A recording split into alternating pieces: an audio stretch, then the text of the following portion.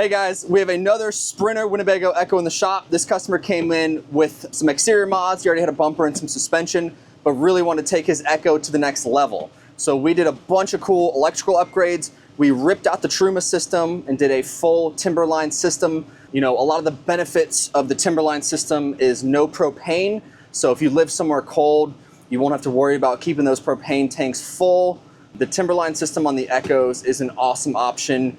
You can kind of just set it as a thermostat and not have to worry about it. If you're gonna take this thing skiing in the mountains, the Timberline system is an awesome option. For power on this vehicle, we added a second Lithionics battery to double the capacity. We also did our phase 2 upgrade, which adds a second breaker. We unlocked the wake speed so we can get a bit more charge out of the system.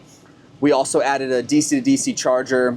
We added 1,000 watts of solar on the roof with a Victron MPPT. We did a Victron Multiplus, so we removed the Xantrax inverter and replaced it with the Victron one. And then on top of that, we did the Serbo with the Touch 70, so everything communicates together. Now, some of the benefits of going with a full Victron system is everything communicates together. So all that information from the solar, from the smart shunt, from the 2 batteries, from the inverter, it's all going into the Serbo, therefore going into the Touch 70 here. So you can get a lot of data. You can really start figuring out how much power you actually need, how much power you're using on a daily basis, and figure out how long you can stay out boondocking. Now with 1,000 watts of solar, with 2 batteries, with the generator, I mean, you can really push it pretty far, especially even if you're in a hot climate. The nice thing about the Touch 70 is everything's on one screen. Even further from that, you can add some sensors. So you can add the Ruvi sensors, which are really nice because, you know, the ACs in these things are pretty good, but if you have animals, if you're concerned about keeping temps all the way around the same, it's super beneficial to run some Ruvi tags. I even keep one in my fridge so I can really figure out exactly what the temperature is. You know, it's not always the most accurate using the little things to control the temperature. A couple other cool benefits, you know, if you're spending a lot of time in your Echo, you know, most people are running Starlink nowadays. It's super affordable and it's an easy option. Well, you can pair your Victron components with the Starlink and therefore monitor your system anywhere in the world. Now, you can't really control a lot of things, but where it is beneficial is if you're storing your RV, particularly if you're storing it with the power on, say if you can't shut everything off, or if it's not plugged in, or even if it is plugged in, it's really nice to be able to remote in and see exactly what the system's doing. You can see exactly how much solar you're pulling in and just really get a lot of data about your whole system. So for the Timberline system, this is the new control panel right here back towards the bedroom here. Now this obviously controls the hot air and the hot water. It's a really simple system, kind of 2 different versions of the system. You can either run it off the burner, which will run diesel off the tank. Super efficient, it's gonna sip fuel. You know, rough estimate is probably about a gallon every 8 to 10 hours in cold conditions. You can also run it with it plugged in on an electronic heating element side, so you wouldn't have to turn on that burner. That would be more for if you're plugged in full time and you want to make sure your lines aren't going to freeze or anything like that. Super simple touchscreen over here, control the temperature, can go in and control a few other things. We also have a temp sensor up at the top here, and we'll show you what the system in the back looks like. So out here in the cabinet, things look a bit different. We took the full Truma system out. It looks simple, and honestly, it really is simple once everything's installed. We have the tank here, which is insulated really well. To be honest, you really don't have to worry about changing out glycol on these things.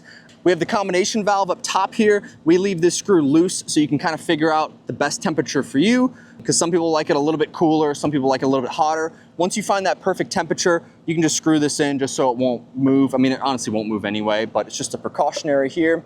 We have the exchanger here, so we have glycol that's running through these lines, heating up the water, and then going back through into the factory system, the Winnebago lines. On the power system side of things look a bit different. So we added a second Lithionics battery here.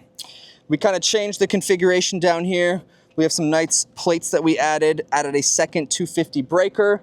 Clean things up a bit. Everything's super serviceable. You can easily remove these screws and gain access. You can easily get to these breakers and things like that. But super clean, double the capacity. It's gonna have a lot more charging from that wake speed now that we can split the load onto 2 batteries. And overall, you can kind of just stay out there much longer. You don't have to go to a campground all the time. All right, so we're up here on the roof of the Sprinter Winnebago Echo. We removed the factory ZAMP panels and we installed some Rich Solar 200 watt panels. So in the front here, we installed 2 of the 200 watt panels. We angle them as far down as we can to kind of help with the wind. You really don't want them super high up. It's just gonna help a little bit. You know, a fairing would make things even better, but it's really not necessary. These panels are super solid.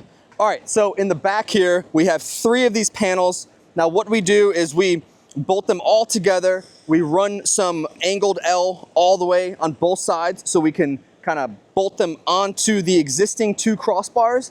And then we run our own kind of crossbar in the middle here just for added support.